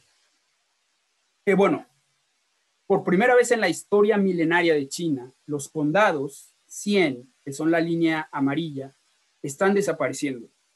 Cada vez hay menos. Y la línea roja tiene la tendencia opuesta, que son chu, que son los distritos. Un territorio que es condado y un territorio que es distrito, 100 y chu, son diferentes. Son diferentes no nada más por la economía, son diferentes desde el punto de vista legal y jurisdiccional, ¿sí? Es el cambio que yo más he investigado en mi tesis y en los proyectos que tengo. El cambio de 100 a chu. Por ejemplo, esto es una ciudad. Las dos fotografías son una ciudad. La ciudad más grande del mundo, ¿sí? 86,000 kilómetros cuadrados. 5% es la foto del lado izquierdo. 95% es la foto del lado derecho. Y aún así es una ciudad. Es una ciudad que no es ciudad, ¿sí? Esto es una aldea. Es una aldea que no es aldea. ¿Por qué? Porque administrativamente es una aldea. Económicamente no. Pues pueden ver ahí que tienen ahí un centro de convención, un rascacielos, y los propietarios son campesinos, ¿sí? Es una aldea que no es aldea. Bueno, voy a saltar todo esto, ya no tenemos tiempo. Bueno, en mi tesis, por ejemplo, yo estudié el caso de Chongqing, la ciudad más grande del mundo. Fue una ciudad que estableció el gobierno de China en base a tres principales razones. Una de ellas es la construcción de la presa de las Tres Gargantas, que empezó en el 94. Entonces, pueden ver aquí en el mapa el área de la reserva de agua de la presa, ¿sí? Entonces, para esto iban a tener que desplazar o mover a 800,000 personas y transferir una cantidad de dinero impresionante. Este territorio antes pertenecía a una provincia que se llama Sichuan. Y lo que hizo el gobierno fue decir, bueno, a ver, necesitamos este proyecto, pero si transferimos todo ese dinero, el gobierno de Sichuan a lo mejor lo usa para otra cosa, ¿sí? ¿Cómo podemos asegurarnos de que va a ir a la presa y a este proyecto? Bueno, muy fácil. Recortamos el mapa, recortamos 81,000 kilómetros cuadrados y creamos una nueva provincia, ciudad, que se llama Chongqing, que está del tamaño de Taiwán, que está del tamaño de 2 veces el tamaño de Suiza, es un monstruo. Y ese nuevo terreno, ahí lo vamos a controlar directamente porque va a estar en la misma jerarquía que Pekín, que Shanghái, que Tianjin, y no va a haber problema, conflicto político con las autoridades de Sichuan. Entonces, la presa, el movimiento de la gente, las demoliciones, solo fueron posibles por el cambio territorial, ¿sí? El cambio territorial es la variable independiente. El cambio social, las infraestructuras, la demolición, todo eso son variables dependientes. Bueno, hay muchas películas que les recomiendo sobre esta parte, la construcción de la presa, películas hermosas, Of the Yangtze. Se trata del pueblo, de la gente que vive a los márgenes del río, y cuando viene la presa se tienen que mover y empiezan a formar parte de la industria del turismo de Chongqing. Sanxia Haoren, la buena gente de Sanxia, que es la presa de las Tres Gargantas. También la historia de una familia migrante. Y bueno, esta película, Chongqing Blues, es un drama urbano. El caso de Suzhou, bueno, ya nos vamos a saltar. Y el último caso de estudio, que es un artículo que va a salir en 15 días, sobre la industria del entretenimiento y particularmente la industria del fútbol, ¿sí? La industria del fútbol es parte del sector económico terciario y en China ha estado desarrollándose de manera muy acelerada. La industria del fútbol actual en todo el mundo se basa en altas deudas, en capitalización constante. Hay un riesgo muy alto, ¿sí? Hay una superinflación realmente para los que seguimos el deporte. Los equipos más sólidos y los más exitosos están patrocinados o financiados por enormes conglomerados industriales o transnacionales. Y estos equipos, estas grandes inversiones, solo pueden ser sostenibles en economías urbanas maduras. En Manchester, en Liverpool, en Londres, en Barcelona, en Marsella, ¿sí? Solo esas enormes ciudades pueden soportar o darle sustento a una gran inversión como es un equipo de fútbol. Esto ha empezado a pasar en China, es un tema de investigación. Por ejemplo, tenemos aquí, nadie va a conocer a esta persona, a este jugador, la foto de la izquierda, Darío Conca, un argentino que nunca fue llamado a la selección de Argentina, y en el 2011 fue el tercer jugador mejor pagado después de Cristiano Ronaldo y Lionel Messi. Carlos Tevez jugó en un equipo chino y tiene el récord del salario más alto en la historia del fútbol para un futbolista. Ahorita vamos a ver cuánto le daban. Y el legendario José Mourinho, el especial, que le ofrecieron, un equipo chino le ofreció el salario más alto en la historia del deporte para un entrenador. 30 millones de euros por temporada. Los vale, por supuesto que los vale, pero no los aceptó porque se quiso quedar en Inglaterra. Entonces, ¿cómo explicamos esto? ¿Sí? Vamos a problematizar. Esto es una cuestión urbana, el fútbol, la industria del fútbol. ¿Cómo explicarla? Cualquier historia, la historia del fútbol, sobre todo en Inglaterra, es la historia de la revolución industrial. ¿Sí? Manchester, Liverpool fueron pueblos pequeños en medio de la nada, lejos del brazo de la aristocracia inglesa, a donde llegaron los primeros inversionistas de la revolución industrial a poner fábricas, y eso catapultó toda la dinámica que expliqué de proletarianización, etcétera, y la mano de obra, una cuestión laboral, obrera, dio nacimiento al fútbol, ¿sí? El Manchester United, Manchester City, Liverpool, los mejores equipos y los que tienen más tradición en Inglaterra están en centros, las cunas de la revolución industrial. El Tottenham, por ejemplo, igual, norte de Londres, inmigración, mano de obra judía, el barrio judío, tiene la misma historia. Otros equipos, por ejemplo, en Europa Oriental, que no tuvieron realmente ese proceso, el éxito de esos equipos o su establecimiento se basa en factores políticos, ¿sí? Por ejemplo, el Steaua de Bucarest en el régimen de Ceausescu, el SSK de Sofía, que era el equipo del ejército de Bulgaria, la Estrella Roja de Belgrado durante la Yugoslavia de Tito, etc. En el caso de Asia, por ejemplo, los equipos coreanos y japoneses están directamente relacionados con los clústeres industriales. Los chaebol en el caso de Corea, los keiretsus en el caso de Japón, ¿sí? Yamaha, Mitsubishi, Hyundai, son los que apadrinan o los que tienen la propiedad de estos equipos. En el caso de México incluso, ¿sí? Un equipo no puede ser sostenible en economías en donde no haya economía regional fuerte. Entonces, más allá de las 3 principales ciudades-región que tenemos en México, puedo, por ejemplo, mencionar el Bajío, ¿sí? La economía manufacturera del Bajío, de Guanajuato y de Querétaro, ha sido también la cuna económica de varias franquicias, ¿sí? En Guanajuato, por ejemplo, el León, el Irapuato, el Celaya, incluso la Unión de Curtidores. Y, por supuesto, los Gallos Blancos de Querétaro, que trajeron ni más ni menos que al mejor jugador de toda la historia del fútbol en México, que fue Ronaldinho. Ciudad Juárez, ¿sí? La pequeña economía de Ciudad Juárez ha tenido también franquicias. ¿Cómo entendemos esto en China? No tiene nada que ver con la economía, al menos no en primera instancia. Lo que tiene que ver es con la jerarquía de las ciudades, ¿sí? Los cambios territoriales de las ciudades. Entonces, ese fue mi estudio. Si vemos los equipos más exitosos, los más ricos de China, están en ciudades que tienen postura muy alta en ese sistema de territorial que acabo de explicar. No todas las ciudades están al mismo nivel. Y las ciudades que están más altas son las ciudades más ricas, las que tienen más población. No por eso, sino al revés. Primero vino la cuestión territorial y después vino la cuestión económica. Por ejemplo, tenemos al Shanghai Shenhua, que fueron los que emplearon a Carlos Tevez, Dalian Wanda, uno de los más exitosos clubes de la historia en China, el Guangzhou Evergrande, que guarda un especial afecto en México porque humilló al América en el Mundial de Clubs, y bueno, otros equipos de Shanghai. Entonces, por ejemplo, clasificamos los equipos no por si las ciudades son ricas o no, o si tuvieron procesos de manufactura o no, sino por el rango administrativo de la ciudad. Esa es la variable independiente. Entonces, como podemos ver en esta tabla, las ciudades que están a nivel provincial o subprovincial son las que han tenido a los equipos más exitosos en la historia de China. Del 94 al 2004, del 2004 al 2020.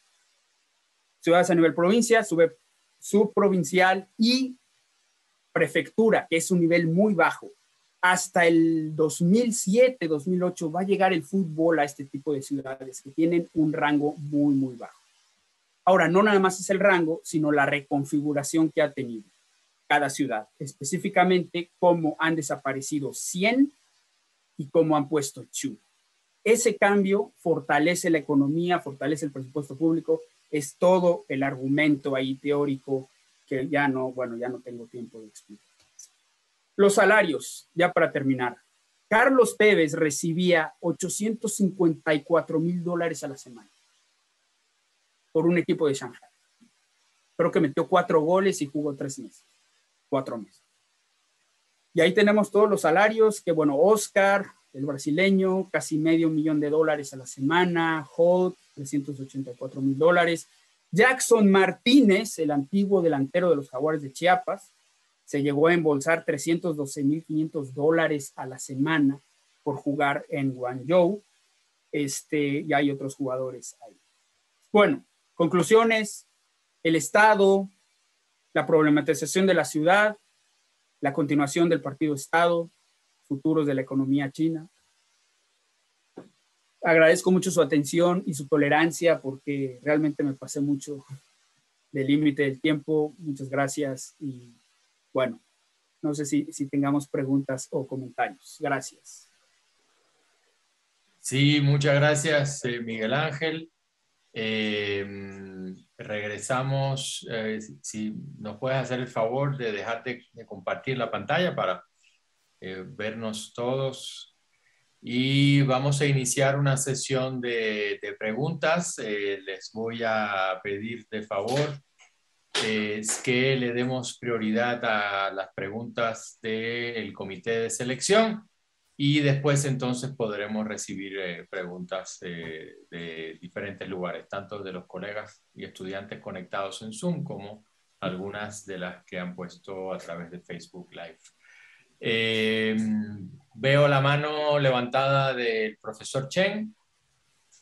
Okay. Por favor. Ok, gracias. Gracias, Miguel, por su presentación. Es muy interesante.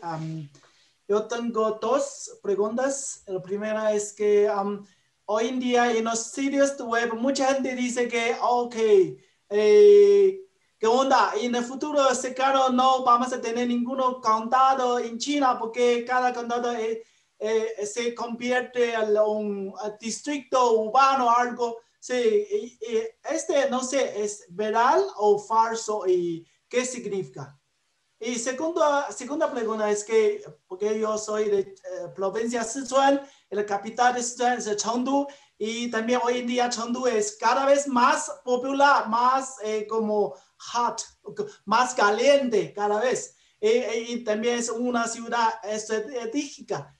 ¿Cuál es su opinión sobre el futuro de Chengdu en términos de desarrollo nacional, de Estado incluso internacional? Ok, gracias.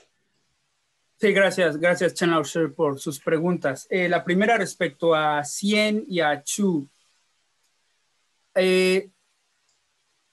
Sí, efectivamente hay cada vez más Xi'an que están siendo abolidos, se convierten en Chu. Si esto va a llegar a un punto en donde ya no hay ningún Xi'an y todos son Chu, creo que no va a suceder. La diferencia entre Xi'an y Chu es que Xi'an es una unidad descentralizada y Chu es una unidad centralizada. Al momento de crear más Chu, se está empoderando a los gobiernos de las ciudades. Si el gobierno central continúa con esta tendencia, va a fomentar el conflicto, va a haber muchos peces gordos, va a haber muchas ciudades. Xi'an dio mucha flexibilidad en los 80s, ¿sí? Hubo una devolución, descentralización, ahí sí, lo concedo, hubo una descentralización. Entonces yo creo que lo que va a suceder es una administración estratégica entre Chu y Xi'an. Por ejemplo, combinar Chu, ¿sí? Tengo 3, en vez de crear otro cuarto, mejor combino los 3 en uno, ¿sí? Para dejar Xi'an como un espacio todavía de maniobra en donde podemos hacer ahí alguna negociación. Esto también es político, esto es geografía política de Chile, ¿sí? Porque esta es la principal pregunta. Cuando hay un Chu y un Xi'an, o cuando los juntan, ¿quién se va a quedar a cargo de eso? No hay elecciones. ¿Quién va a ser el secretario? ¿Sí? Entonces, es un conflicto político. Entonces, si empiezan a destruir todo el Xi'an y todo se queda en Chu, va a haber un gran conflicto. Entonces, yo creo que van ahí a negociar. Chengdu ahorita, bueno, es parte del Cheonggyecheon, ¿sí? De los city clusters que hay. Entonces, tenemos la región Chongqing-Chengdu, en donde hay una gran cantidad de infraestructura del transporte para hacer converger a Chengdu con los 9 distritos centrales de Chongqing. Entonces, yo creo que el futuro de Chengdu va a ser eso. Las zonas periféricas, las otras ciudades de Chengdu, de Sichuan, ahí sí no sé si vaya a haber un plan. En el año 2000, durante la administración de Hu Jintao y Wen Jiabao, se dio mucha prioridad a la infraestructura rural, a programas programas en pequeños pueblos, precisamente para paliar la migración, reducir las disparidades. Pero esta administración actual no tiene un programa para ese tipo de comunidades pequeñas. Entonces, no sé qué le pueda pasar a las ciudades periféricas, pero Chengdu y la región central de Chongqing van a converger en lo que se llama Chengyu, ¿sí? El Chengdu Chongqing City Region. Bueno, fue por la pandemia, pero Chengdu iba a ser el host de la Universiada, me parece, este año. Chongqing va a tener también un par de eventos mundiales de deporte. O sea, van a ser combinados, ¿sí? Estas dos zonas metropolitanas para el futuro. Gracias, gracias. Muchas gracias. ¿Algún otro colega del comité que quiera hacer preguntas? Toño. Bueno, muchas gracias, Miguel Ángel. Me ha parecido súper interesante tu conferencia y tengo, bueno, muchas cosas que quisiera saber, ¿no? Pero bueno, me voy a restringir a 2 o a 3. Bueno, la primera, desde el inicio, me ha llamado mucho la atención que hablas del periodo socialista de 1949 a 1976, como si de 1976 a la fecha, después de morir Mao, ya no fuera socialista. Entonces me gustaría saber, porque además lo has dicho en 2 o 3 ocasiones, ¿por qué pones en otro saco ya la China de la reforma y apertura a la fecha? Es la primera. La segunda, ya ves que aquí somos muy de Chengdu, porque Chen es de allá, yo estudié allá, y te puedo decir que cuando yo era estudiante en Chengdu, de 1993 al 96, Sichuan Tasu, en la Universidad de Sichuan, que era donde yo estudiaba, estaba en las afueras. Yo agarraba la bicicleta y en 10 minutos estaba en el campo. Cada vez que he vuelto a Chengdu ha sido como un nuevo shock, casi de pararse en el corazón. Pero la última vez que estuve, que fue en el 2018, me quedé sorprendido de que la Universidad de Sichuan está en medio de la ciudad. O sea, han construido, o sea, he entendido perfectamente eso que yo no sé si nuestros oyentes, los que no han estado en China, los que no conocen China, esto de que no es que la gente vaya a la ciudad, sino que la ciudad va al campo. Esto yo lo entiendo y me ha hecho clic cuando lo has dicho, porque es que las ciudades han aumentado brutalmente. Entonces, yo una cosa que me pregunté en aquel momento, en el 2018, y que me sigo preguntando, y a lo mejor tú me puedes responder, ¿de dónde sale tanta gente? Bueno, sabemos que China son, o sea, yo es que no, vale, sabemos que las cifras son brutales, ¿no? Pero yo me pregunto, todo lo que han construido en Chengdu, que son decenas de kilómetros en cada dirección, hacia un lado y hacia otro. O sea, es que no es fácil hacerse idea. O sea, la ciudad ahora, de punta a punta, puede ser decenas de kilómetros. Y han construido y construido. ¿De dónde sale tanta gente para irse a vivir ahí? Que además yo sé que son las propiedades inmobiliarias brutalmente caras. ¿Cómo hay tanta gente que tenga tanto dinero como para comprarse un departamento ahí? Yo no me lo explico. Y bueno, aquí lo voy a dejar porque tenía otra pregunta sobre Chongqing y por ahí, pero bueno, ya no quiero. eh, Espero que también los alumnos participen y pregunten y por ahí. Muchas gracias. Bueno, la primera pregunta, Toño, la agradezco infinitamente, ¿sí? Efectivamente. Bueno, ahí hubo una contradicción, pero mi punto era precisamente la continuidad. China sigue siendo un país socialista. El sistema partido-estado no solamente continúa, se ha fortalecido, ¿sí? Entonces, más bien ahí lo que tuve que poner, no le debí de poner periodo socialista, sino generalmente en la literatura de geografía urbana y de geografía económica, también le ponen periodo de economía planificada. Precisamente porque durante ese periodo no hubo expansión urbana. Y desde la reforma económica sigue habiendo planes y todo, pero bueno, de diferente manera, hay expansión sin que eso signifique que ya no hay un partido-estado. ¿Sí? Entonces, concuerdo completamente contigo. La segunda pregunta, las ciudades van hacia la gente. No me dio tiempo de presentar, pero todo un tema también, que ha habido libros que han salido específicamente sobre eso, son las ciudades fantasmas de China. Huichang, ¿sí? No un edificio, no un complejo habitacional, ciudades enteras con parques, escuelas, hospitales, centros comerciales, complejos habitacionales, vacíos, ¿sí? Que nadie va a vivir ahí, nadie vive y nadie va a vivir ahí. Entonces, hay mucho de eso. La expresión o el reflejo económico es la deuda pública, ¿sí? O al revés, podemos ver la deuda pública de China a través de una perspectiva espacial por cómo esto ha estado creciendo. Por eso yo decía, en cualquier ciudad del mundo, la demanda hace crecer a la ciudad. Hasta que tengas gente, vas a construir una nueva escuela o una nueva carretera. Si no tienes gente, ¿para qué haces eso? En China no. En China se construye todo sin que tenga relación directa con la demanda. Ahora, ¿por qué? Esto también, bueno, no me dio tiempo para explicarlo. Gran parte de esto tiene que ver con el sistema de evaluación de los cuadros del Partido Comunista a nivel local.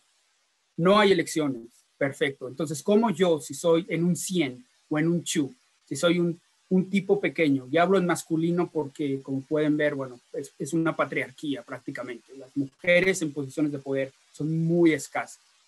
Yo soy un tipo en un 100, pero yo le aspiro a lo máximo.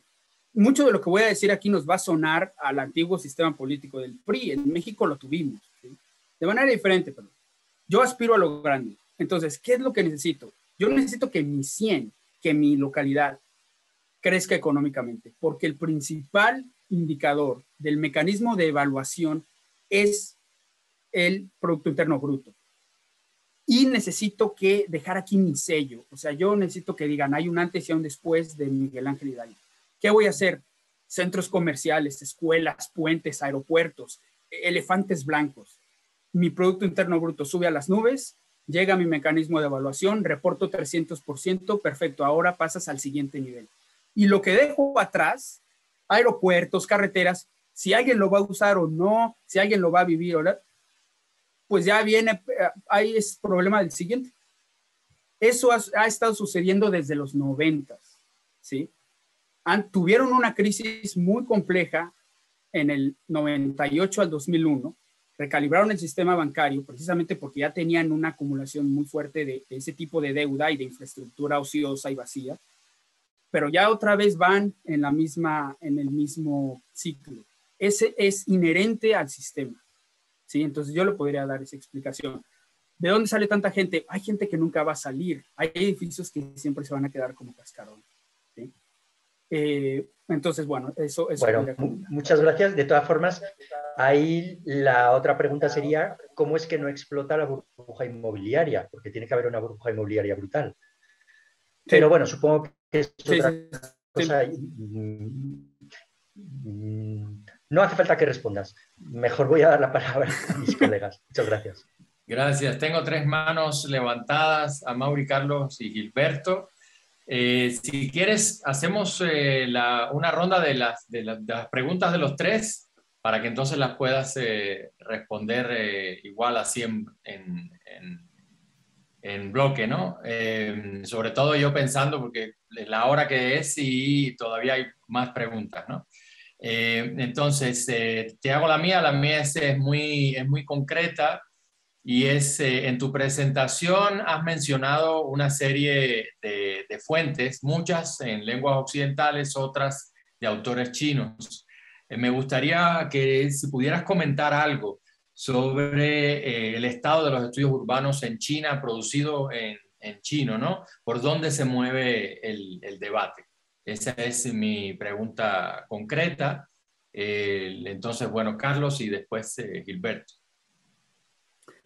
La cuestión en ese sentido, por ejemplo, los journals chinos en chino. Hacer ciencias sociales en China, en universidades chinas, muchas veces es prácticamente dar consejos o dar consultoría al Estado, ¿sí? Son debates muy basados en la administración pública, en la política pública, sobre todo estos temas de urbanismo, de desarrollo económico, tienen muchos marcos teóricos, metodológicos basados en la administración pública y algunos, por supuesto, muy ideológicos. Es decir, no hay problematización, no hay reconceptualización, etc. Ese es un proceso. Entonces, cuando uno lee esa literatura, dice, bueno, es increíble porque me explica por qué un 100 es diferente a un chu, pero se queda corto cuando trato de llevarlo al siguiente nivel, ¿sí? Relaciones causales, conectarlo con otros temas, ya no pasa de ahí. Ahora, hay otra que es la academia china conectada con la academia internacional tratando de publicar en inglés, ¿sí? Lo que voy a decir ahorita es a título personal y basado en mi reflexión personal y en lo que revisé para mi tesis y en discusiones que he tenido con otros colegas. Además, porque sé que se está grabando. Las universidades chinas públicas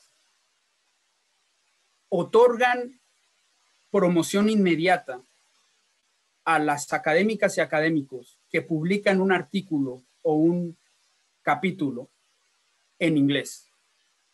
Si tú tienes un capítulo o un artículo en inglés, eres promocionado inmediatamente, ¿no? Como associate professor, senior associate professor, lo que sea.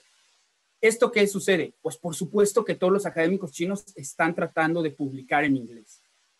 Cuando ellos entran a Urban Studies, the Journal of Urban Affairs, Urban Geography, cuando entran a todos estos journals, se encuentran con toda esta discusión que mencioné, y que Harvey, que Michael Storper, y que Saskia Sassen, y que la ciudad global, y que todo esto. Entonces ellos dicen, bueno, tengo todo esto. Yo lo que quiero es publicar.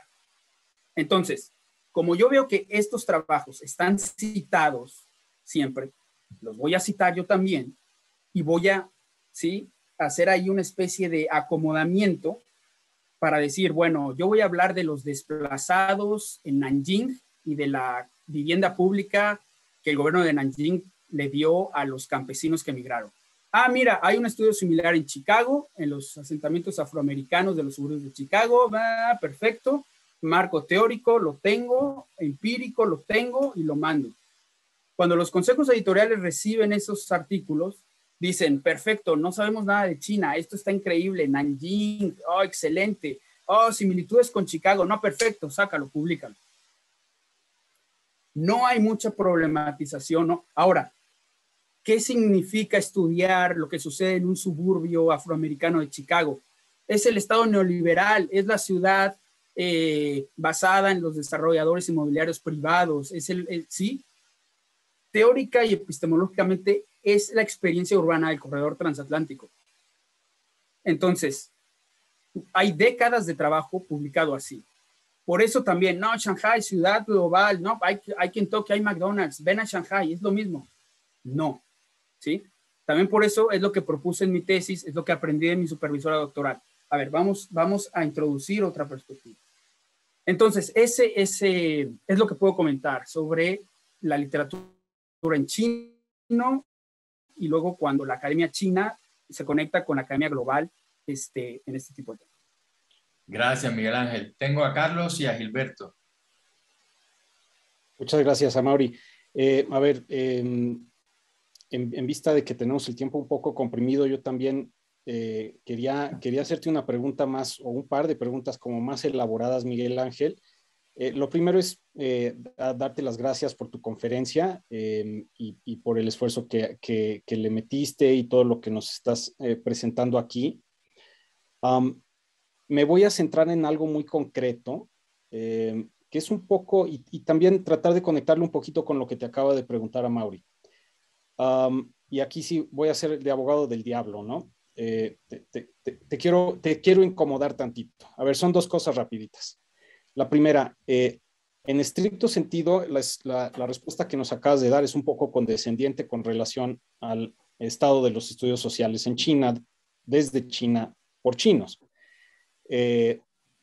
Mi propia experiencia breve, pero de todos modos bastante directa con antropólogos sociales en Beijing y en Sichuan, también la podría yo reducir a una imagen como la que nos acabas de presentar, pero también me queda claro que tienen sus propias, una producción propia que también llega a tener relevancia, ¿no? Depende de cómo la colocan, desde luego que hay consideraciones políticas y demás, pero claro que la tienen. Y esa perspectiva la extrañé en tu presentación. Al final de cuentas, siento que sigue siendo una perspectiva muy bien informada, pero que no deja de ser un poco externa. Ajá. Y me gustaría saber, por ejemplo, el tipo de diálogo en el que entras con científicos sociales chinos al respecto. Es decir, algo de ahí debe de haber. Estás ahí. Digo, quiero decir que te concedo el beneficio de la duda de que eres un experto en el tema del que estás hablando, y lo digo con toda sinceridad, no es simplemente un planteamiento retórico, pero te quisiera presionar a que nos des un poquito más, ¿no? Que no nos dejes con que simplemente hay un cálculo aquí medio, no sé, utilitario, ¿no? De publicaciones en el extranjero, etcétera, etcétera, por un lado. Y por el otro, que es el meollo de la pregunta, no sé si te hago justicia al hacer esto, pero digamos, haciendo un ejercicio reduccionista como miembro de un comité de contratación, a mí lo que me interesa es adquirir una noción de tu trabajo, tu perspectiva y la manera en que esto se puede encajar con el programa del Centro de Estudios de Asia y África, ¿no? Con los colegas de China, con las necesidades de nuestro centro. Y en esencia, aunque reconozco que estás ofreciéndonos una perspectiva multidisciplinaria o interdisciplinaria muy interesante, ¿no? Que combina elementos de geografía histórica, geografía política, estudios territoriales, regionales, etcétera. Al final de cuentas, tú mismo en 2 o 3 ocasiones argumentaste, enfatizaste, subrayaste el punto de que la variable independiente aquí tiene que ver con el cambio de territorio. Incluso llegando a decir, bueno, cuestiones políticas, sociales, etcétera, no sé qué, son variables dependientes pero el meollo del asunto está aquí. Esta dirías que es la aportación central del tipo de trabajo que estás haciendo, de la perspectiva que traes a la mesa, y cómo encaja esto en términos del debate más amplio sobre lo que está ocurriendo en China. Nuevamente, como antropólogo, como que se me detuvo el corazón un par de veces así de que, bueno, perdóname, pero a ver, problematízame el tema de la pobreza y de esto y de lo demás. No me quiero meter en eso, ¿no? Entonces,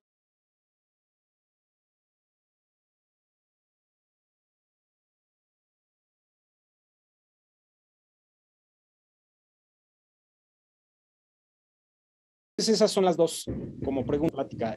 Yo creo que contestaste tu primer pregunta con la segunda pregunta. La primera pregunta enfatizó en que a lo mejor no había elementos centrales internos, cuál es mi diálogo con la comunidad intelectual de aquí, que estoy aquí, qué es lo que estoy aportando, porque es una visión desde el exterior, etcétera. En la segunda pregunta planteas lo de la variable, lo de la metodología territorial y todo eso. Eso es la perspectiva interna, ¿sí? Como lo mencioné, esa perspectiva no la hizo ningún geógrafa en California, en Europa, ¿no? Esa perspectiva es de un geógrafo chino de la Universidad Normal de Shanghái. Es una perspectiva interna, no es una perspectiva externa. Yo creo más bien que la cuestión, y no me dio tiempo para explicarlo, es cuál es la diferencia o cuál es la nueva contribución entre la perspectiva original que plantea Liu Yunde y el trabajo que estamos haciendo nosotros. Y sobre eso regreso a tu primera pregunta. ¿Qué tipo de diálogos mantengo con la gente aquí? Si los he mantenido, etcétera. Hay algunas cosas, y lo voy a decir explícitamente, que no te voy a poder responder porque esto está siendo grabado, ¿sí? No importa si es en español y en Facebook, ¿sí? Hay cosas que simplemente no te puedo decir. A lo mejor después, si nos vemos en un café, algo así, podemos estar, ten seguro, puedo estar 5 horas platicando contigo sobre eso. Desde el punto de vista académico, como lo mencioné, ese trabajo de la economía de los sistemas territoriales, número uno, es puramente administración pública. Es decir, las variables de estudio son el presupuesto, los gastos de egreso, política social, etcétera, ¿sí? La segunda parte es una cuestión política, ¿sí? Negociar ahí con los cuadros del partido, la política local, etcétera. No profundizan mucho al respecto, pero definitivamente lo incluyen, ¿sí? Lo que yo mencioné es que no está problematizado todo lo demás, ¿sí? Por ejemplo, la infraestructura. Lo que acabo de mencionar de las ciudades fantasmas es una problematización de la infraestructura. Lo que ellos dicen, por ejemplo, es, no, pues es que se está construyendo la carretera y el hospital para la gente. Sí, pero no hay gente. No, pero es para que vaya y llegue la gente.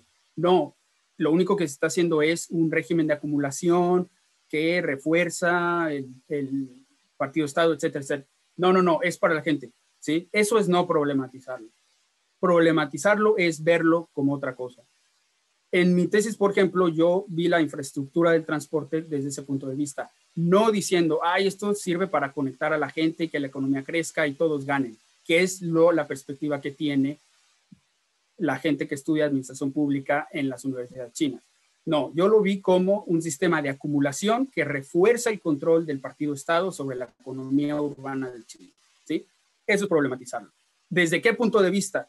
Un punto de vista externo sería la ciudad global, Saskia Sassen, Harvey, Storper, todos estos marcos epistemológicos. Eso es una perspectiva externa. Yo lo estoy viendo desde una perspectiva interna, el sistema de divisiones territoriales de China. En los estudios chinos no hay nadie que incluya esa dimensión, lo que no significa que no hablen de eso, por supuesto que lo hacen, ¿sí?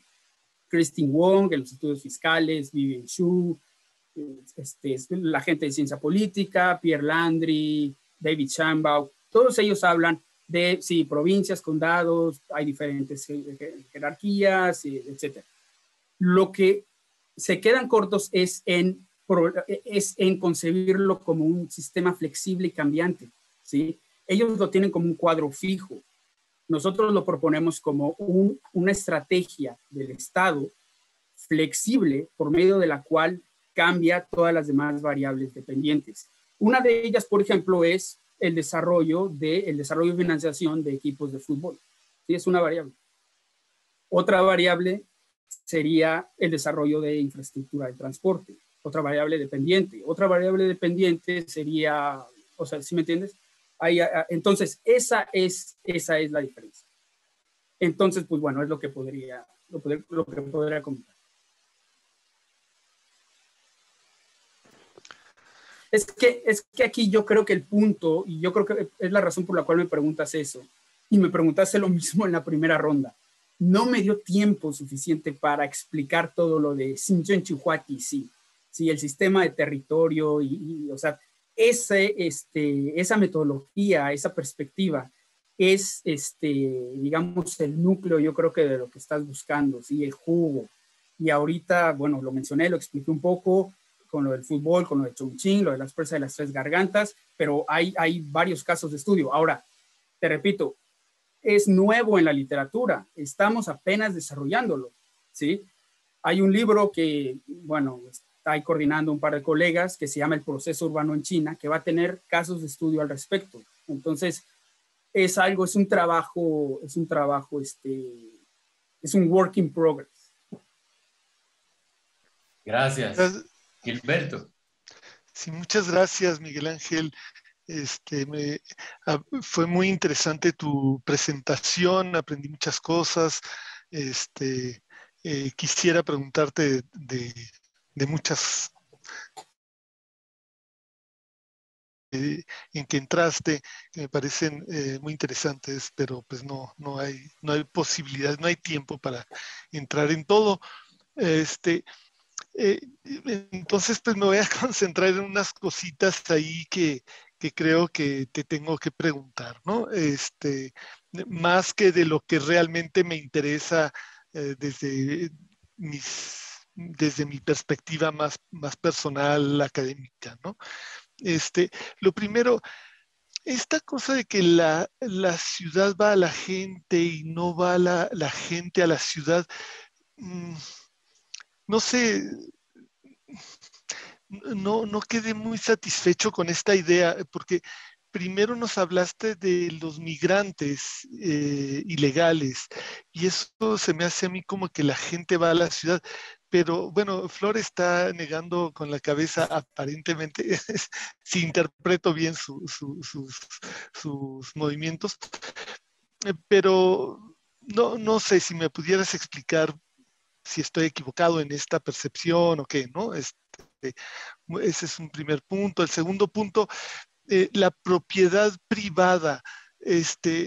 Nos decías que no hay propiedad privada, pero a la vez la gente está comprando departamentos, pero no sé si está comprando en régimen de propiedad privada o qué, ¿no? Eso también como que me quedó un poco confuso. Entonces, si me lo pudieras aclarar, sería genial. Estas dos primeras, bueno, creo que no son las más importantes. La otra, ¿nos podrías resumir como en un minuto, porque quedan muy pocos, en un minuto, si nos pudieras resumir, ¿qué trataste de decirnos o de argumentar con tu presentación? O sea, resumido en un minuto, ¿qué es lo que quisiste decir con tu presentación? Y bueno, la otra, creo que ya te la hicieron otros colegas. Gracias, Miguel Ángel, de nuevo. Ok, sí, muchas gracias por las preguntas. Bueno, la segunda, ¿qué es lo que traté de decir?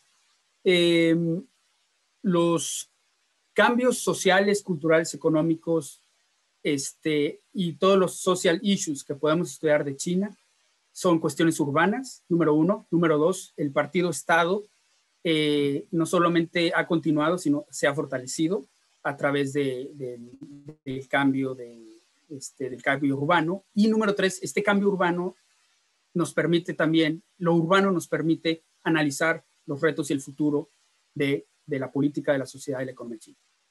La primera pregunta, al principio los migrantes van a las ciudades porque no hay ciudades, porque solo hay 4 zonas económicas especiales y 14 ciudades abiertas, y van creciendo muy poco. La gente va a las ciudades. 15 años después, las ciudades van a la gente. ¿Por qué? Porque ya hubo un proceso que pues no pude hablar al respecto, de industrialización agraria, de acumulación de capital. Entonces empiezan a expandirse, y ya para finales de los 90 las ciudades van a la gente. La gente sigue yendo a las ciudades, por supuesto, pero ya tenemos ahora un crecimiento muy grande y ya empezamos a encontrar estos problemas que dije de gente que no quiere moverse, etc. Entonces esa es la principal diferencia en el tiempo, ¿sí? Pero son procesos que se siguen dando paralelamente. La gente sigue viniendo y las ciudades siguen creciendo. Aquí lo que yo mencionaba es que ese crecimiento de las ciudades no está en relación a cuánta gente venga, que es lo que pasa en cualquier ciudad del mundo, ¿sí? Ya se desapegó, ¿sí? Hubo un disattachment, y es lo que está causando graves problemas, lo de la burbuja inmobiliaria que dijo Toño, lo de la deuda pública, etcétera, ¿sí?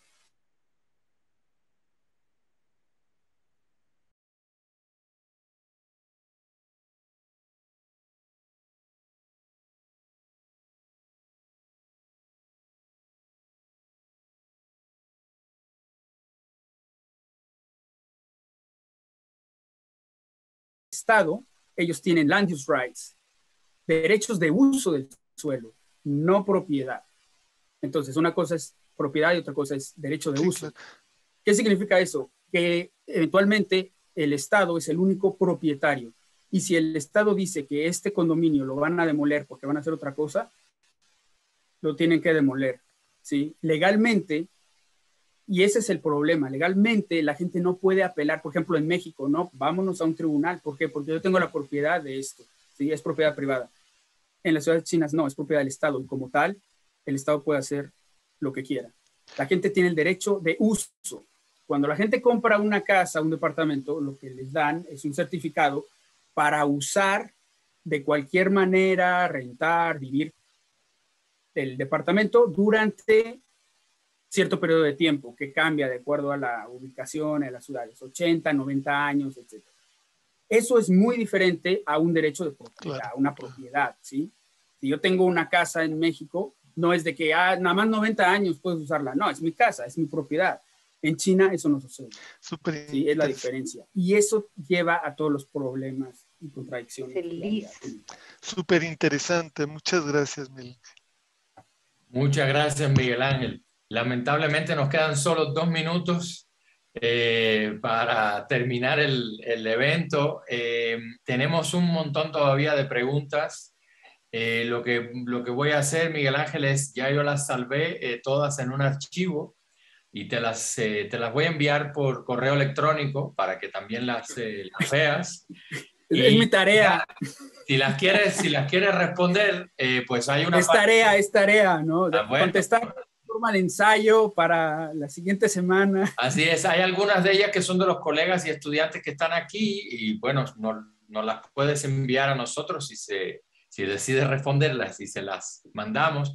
Hay otras que las puedes ver en el chat de Facebook del centro, pero bueno, sí, para que las tengas por lo menos te las envío y ya tú tendrás la libertad de decidir qué hacer con ellas.